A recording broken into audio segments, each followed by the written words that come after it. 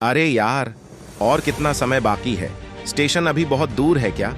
ज्यादा नहीं, पहुंचने वाले हैं, ज्यादा से ज्यादा 30 मिनट। दो दोस्त रमेश और दिनेश, वे लोग हिमाचल के रहने वाले हैं। वे घूमने निकले हैं। वे दोनों एक साथ जा रहे हैं किशनगंज नामक एक गांव में। वहां के बंगला में रमेश का एक दूर का रिश्तेदार रहता है। उन्होंने सुना है कि हवेली बहुत बड़ी है। अंग्रेजों के जमाने में उस जमींदार का बहुत नाम था, साथ में शोहरत भी कुछ कम नहीं था। अपने एडवेंचर की शौक को पूरा करने के लिए ही वे बाहर निकले हैं। स्टेशन से 15 मिनट का रास्ता तय करके वे लोग हवेली पहुंचे। दिनेश के चाचा का नाम है भानु प्रताप सिंह।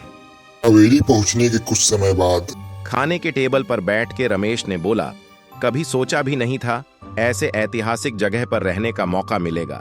सचमुच कमाल की जगह है। दिनेश बोला, ये सही कहा तूने। चाचा जी ने हवेली को संभाल के रखा है, नहीं तो ये हवेली कब का बर्बाद हो जाता। चाचा बोले, ऐसी बात नहीं है, पूर्वजों की निशानी है, इसे रखना तो मेरा फर्ज है। और ये तो तुम लोगों का कि तुम जैसे नौजवान इतिहास में यकीन रखते हो। लेकिन क्यों चाचा जी? अरे नहीं, कुछ खास नहीं। चाचा नौकर से बोले, अरे धनिया राम, इन्हें हमारी तालाब की मछली तो खिलाव। शहर वाली मछली तो बहुत खाई, अब असली मछली खा के देखो। दिनेश को लगा चाचा जी मन में कोई बात छुपा रहे हैं। कुछ देर बाद धनिया राम खाना लेके आया। धनिया राम इस हवेली का बहुत पुराना और विश्वसनीय नौकर था।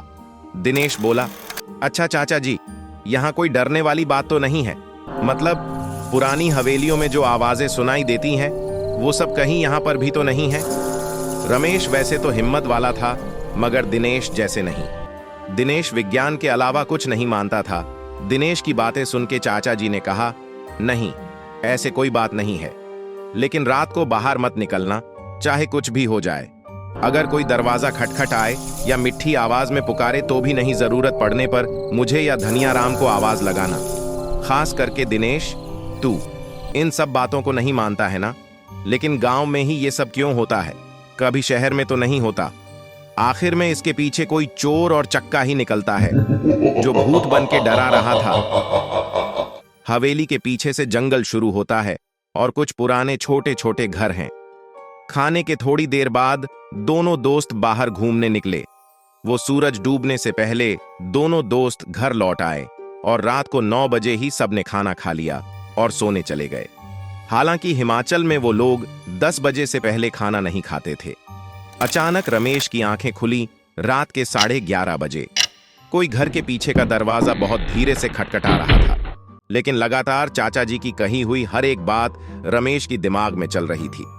लेकिन आखिर दरवाजे के पीछे है कौन, यह भी जानना चाहता हूं। रमेश एक बार उठ के दरवाजे के सामने आया। आवाज दुगनी हो गई और साथ में एक औरत की पुकारी, रमेश रमेश, आओ बाहर। ये सुन के रमेश की धड़कन तेज हो गई। वे डर के मारे तेजी से कमरे के अंदर आया और चद्दर ओढ़ के सो गया।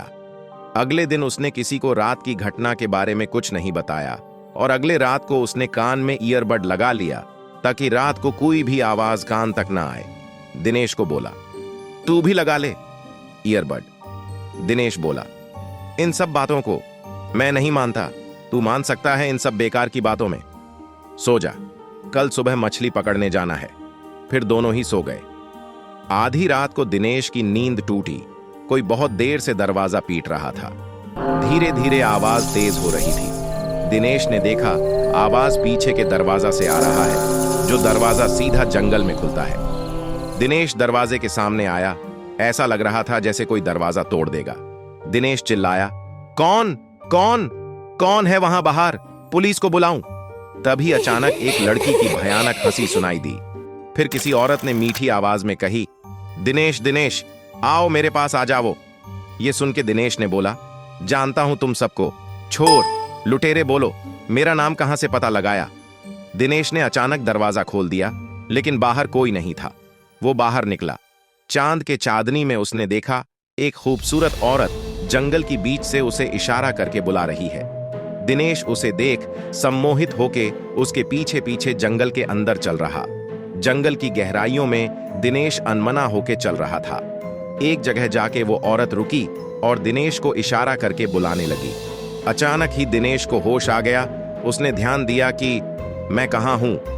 पर औरत भयानक हंस रही थी। कोई नहीं बचेगा, कोई नहीं, सबको मार डालूंगी, सबको। दिनेश ने देखा कि वह औरत धीरे धीरे अपना रूप बदल रही है।